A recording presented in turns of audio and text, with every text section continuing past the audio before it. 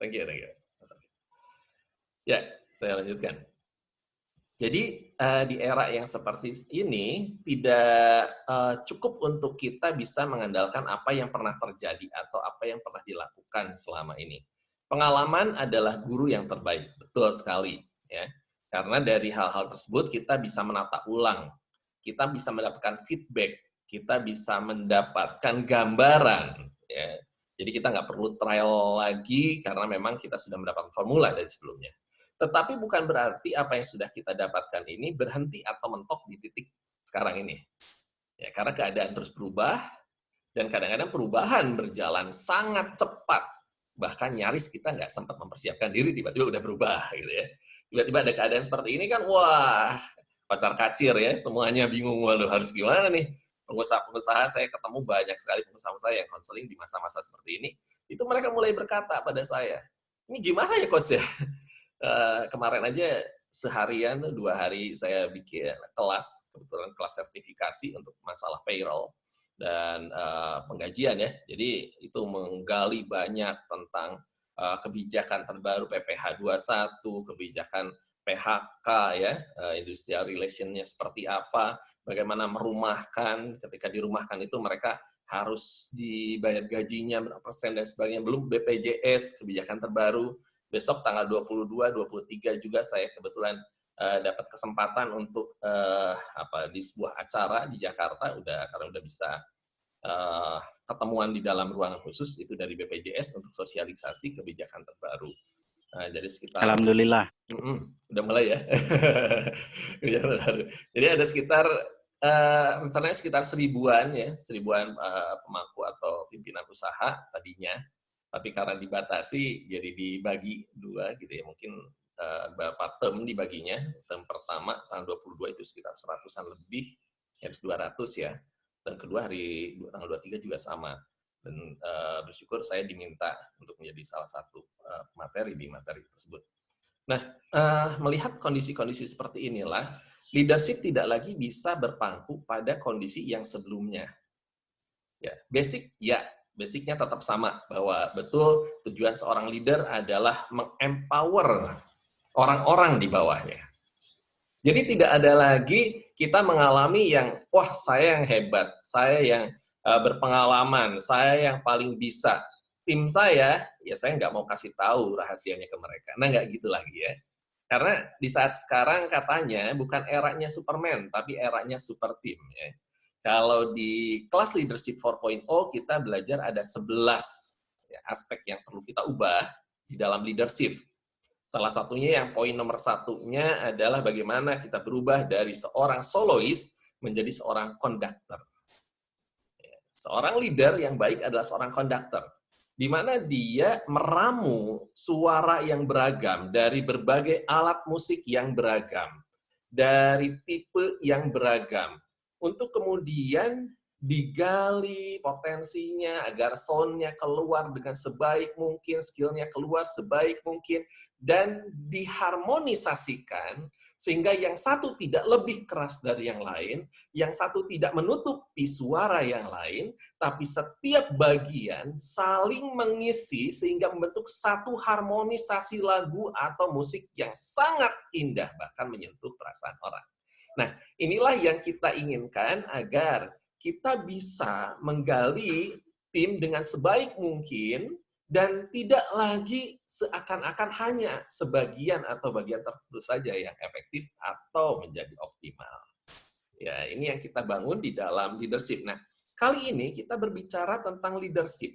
Tapi bukan hanya sisi leadership, tapi kita berbicara tentang bagaimana leadership ini sebagai seorang leader, dia juga membangun atau melakukan yang namanya coaching. Nah, jadi coaching ini bukan hanya dilakukan oleh profesional coach. Ya.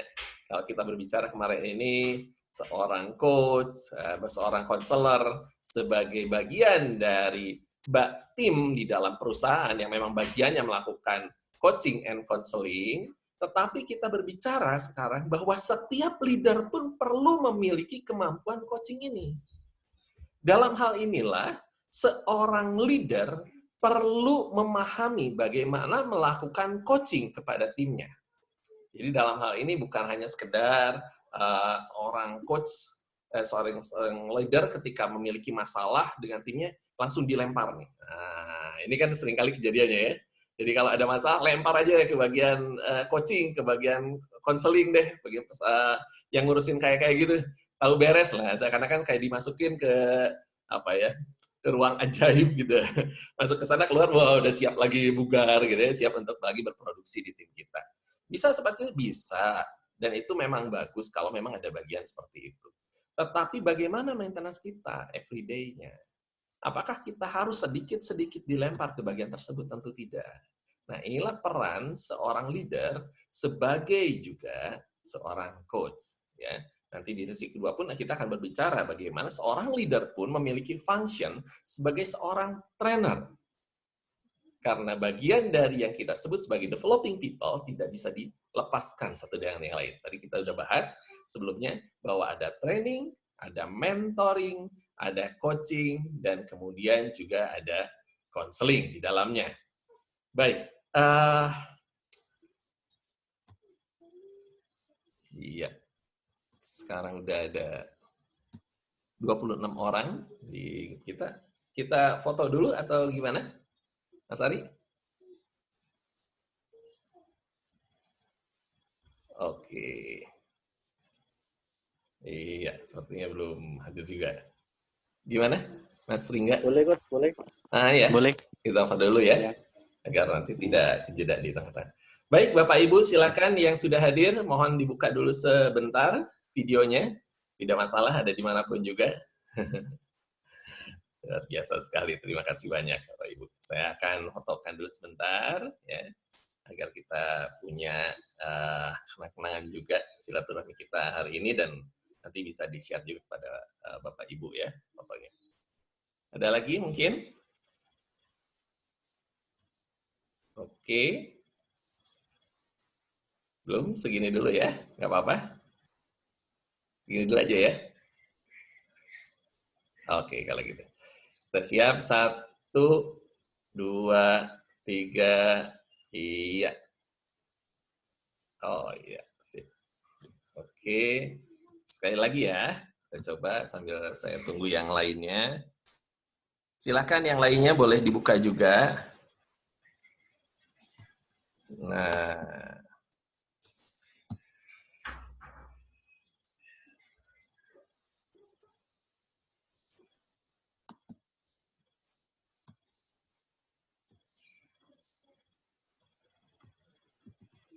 Oke. Satu kali lagi ya. Saya tadi udah foto satu kali, sekarang kita foto satu kali lagi.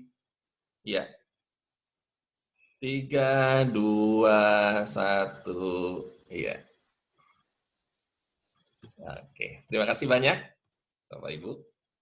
Nanti saya kirimkan ya fotonya. Oke.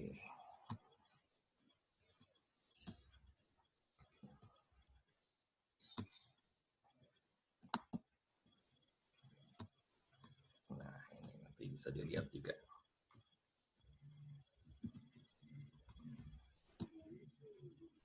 Ya, baik. Kita akan lihat beberapa hal dari slide yang akan saya share pada Bapak Ibu.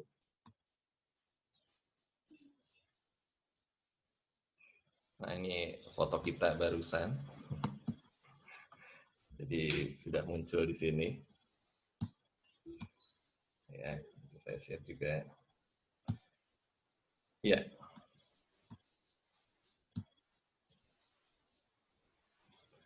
Ini adalah elemen-elemen dari high performance leadership ya. Saya sering mengatakan bahwa ini adalah hal-hal yang memang perlu dikuasai atau dimiliki oleh seorang leader. Function seorang leader tidak bisa dilepaskan dari hal-hal ini. Jadi leader sebagai vision creator, leader sebagai task allocator, sebagai people developer, sebagai team builder, dan sebagai motivation stimulator ya. Jadi kita nggak bisa melepaskan diri kemudian ngelempar, oh ini bagiannya stimulation, motivation stimulator, ini bagiannya para motivator dong. Nah, ini nih, nanti kita berbicara ya di kelasnya trainer and public speaker gitu kan. Karena kemarin waktu kita sempat live juga, sebelumnya kita sempat ngebahas apa sih bedanya trainer dengan motivator ya. Oke, ini juga function dari seorang leader sebetulnya, memberikan motivasi. Motivasi itu adalah motif untuk beraksi. Menggali motif mereka untuk melakukan sebuah tindakan. Dan motivasi ini, menggali ini sangat efektif digunakan dengan menggunakan metode coaching tentunya. Ya. Kemudian leader sebagai team builder, ini adalah bagaimana seorang leader mengharmonisasikan bagian-bagian yang ada, seperti tadi yang saya katakan sebagai seorang konduktor. Kemudian ada vision creator, bagaimana dia pun menggali tujuan hidup seseorang, ya. Bagaimana dia juga menetapkan tujuan bersama. Nah, ini bisa dilakukan di dalam training, bisa dilakukan juga di dalam sesi konseling. Kemudian leader sebagai task allocator, ya. Task allocator ini tujuannya apa? Dia sebagai leader yang membagi job atau membagi tugas, mendelegasikan di dalam tim. Ini banyak dibahas sebetulnya di sesi leadership.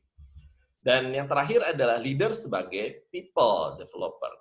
Ya, leader sebagai people developer ini adalah leader yang dia bukan hanya melihat anggota timnya sebagai, waduh ini anggota tim saya kondisinya seperti ini. Aduh, ini tim saya kok seperti ini ya, hambatan-hambatannya. Nah, kita mengenali hal-hal itu bisa di coaching, bisa di konseling, tapi ternyata pada dasarnya kita nggak bisa cukup seperti itu. Jadi nggak cukup kita cuma mengatakan masalahnya, menemukan masalahnya, tapi kita perlu benar-benar menggali masalahnya itu, dan bukan hanya menggali masalahnya, kita membantu mereka untuk mengembangkan diri, sehingga gap yang mereka hadapi, permasalahan yang mereka hadapi, bisa kita bantu untuk selesaikan ya. Mungkin kita bukan pemberi solusinya, tapi minimal kita sebagai orang yang mengembangkan mereka agar mereka bisa menghadapi permasalahan di dalam pekerjaan tersebut. Baik, kita akan lihat poin selanjutnya di sini, katakan bahwa nah inilah adalah peran dari seorang manajer. Kita perlu melihat apa sih sebetulnya yang terjadi dengan tim kita. Jadi bagaimana agar setiap orang bukan hanya bekerja menurut sasaran. Setiap orang bekerja menurut tujuannya masing-masing, tapi tugas seorang leader adalah mengarahkan agar tujuan setiap pribadi bisa terarah menjadi sebuah tujuan bersama. Ya. Setiap orang akan melihat bahwa, ya memang, untuk mencapai tujuan pribadi saya harus bekerja optimal. Mereka melihat bahwa pekerjaan ini, tim ini adalah kendaraan yang tepat untuk saya bisa mencapai apa yang menjadi dream saya, apa yang menjadi impian saya, apa yang menjadi tujuan dan aktualisasi hidup saya. Nah, ini kemampuan yang perlu dimiliki oleh seorang leader, ya. Bagaimana menggali hal-hal tersebut. Bahkan ketika kita melihat mereka memiliki masalah dengan pekerjaannya, produktivitas yang menurun, kualitas kerjanya buruk, misalnya mereka tetap mengerjakan nih, tapi kok hasilnya gini ya, banyak kesalahan. Disuruh bikin surat, banyak ejaan yang salah. Disuruh ngirim ke si A, ngirim ke si B. Ya. Belum lagi masalah mereka tidak menepati deadline-nya. Disuruh dikerjakan kapan, meleset lagi. Alasannya banyak sekali. Terus menghindari tugas yang sulit. Kalau giliran yang senang, mereka oke. Kalau giliran yang susah, biasa tunjuk orang gitu ya. Ya mulai teman-temannya, Pak, sepertinya gitu Pak, saya lagi sibuk banyak kerjaan, boleh nggak? Gitu, dan seterusnya ya. Nah ini juga perlu diperhatikan bahwa hal-hal ini adalah masalah-masalah yang bisa terjadi di tim kita. Oke, ini adalah hambatan-hambatan kerja yang bisa terjadi. Jadi hambatannya itu bisa karena memang kurang paham dan perilaku kerja ya yang mengakibatkan ia perlu di coaching. Tetapi kalau itu masalah pribadi, maka dia perlu masuk ke sesi konseling ya, seperti yang pernah kita bahas sebelumnya tentunya. Ada sikap-sikap dasar yang memang perlu dimiliki oleh seorang leader, willingness, bersedia membantu. Jadi seorang leader benar-benar perlu punya keinginan yang kuat untuk mendevelop orang. Punya niatan yang kuat untuk benar mengubah orang ini sejauh yang saya bisa. Seperti kita seorang tua yang ngomong ke anaknya. Kita pengen mendevelop mereka itu seperti apa, jadi orang-orang yang jadi. Ya, ini perlu empati kita, perlu punya, ya kita namanya pura-pura ya, tidak jadi orang juga yang cheat gitu ya. Atau misalnya ya berperilaku seakan oh iya iya, tapi di belakang kita sebenarnya ngomongin dia juga gitu loh bareng dengan orang lain. Nah, nggak seperti itu. Kemudian kita belajar menerima mereka apa adanya. Kalau kita nggak berpikir mereka apa adanya, maka kita tidak bisa tahu bagaimana untuk menangani mereka. Kalau kita udah punya persepsi dulu, wah orang ini memang kayak gini, nah udah kita nggak bisa dengerin apapun yang mereka sampaikan. Nah ini adalah dasar-dasar yang perlu kita miliki kalau kita ingin bisa mulai melakukan melakukan coaching yang baik kepada tim kita. Ya. Jadi bisa kita lihat nih kompetensi yang perlu dimiliki seperti apa. Kita perlu melihat apakah karyawan ini mampu atau mau. Ya tentu ada diagram di sini. Di waktu terpisah kita akan membahas hal ini ya nanti di kelas tentang corporate trainer dengan public speaker, kita perlu menguasai hal-hal seperti ini memang. Baik, saya lanjutkan. Nah, ini coaching, pengertian coaching seperti apa? Teman-teman di kelas coaching pasti udah pernah membaca juga manfaat coaching seperti apa. Ya. Kemudian ini karakteristik dari coach yang baik seperti apa. Ini juga ada kelas keuntungan coach yang baik dan sebagainya. Saya akan lanjut saja langsung ke bagian tahapan teknikal. Bagaimana kita perlu belajar untuk menjadi coach yang baik itu untuk tim kita di dalam leadership coach atau coach for leader adalah dengan kita memiliki kemampuan untuk menempatkan diri kita bukan sebagai bos, tetapi dalam hal ini sebagai seorang coach. Jadi ada waktunya di mana di kantor kita mendirect, membagi tugas seperti ini. Jangan juga di saat itu kita menggunakan coaching gitu ya. Perlu jelas kapan kita menggunakannya. Tapi ada waktu di mana kita mungkin memanggil mereka as personal, one on one, atau mungkin kita berdiskusi secara grup, kita melakukan yang namanya grup coaching dan sebagainya. Nah, disinilah kita menggali setiap orang. Ya. Oke, seperti apa cara menggalinya? Kita langsung saja kita lihat. Ya.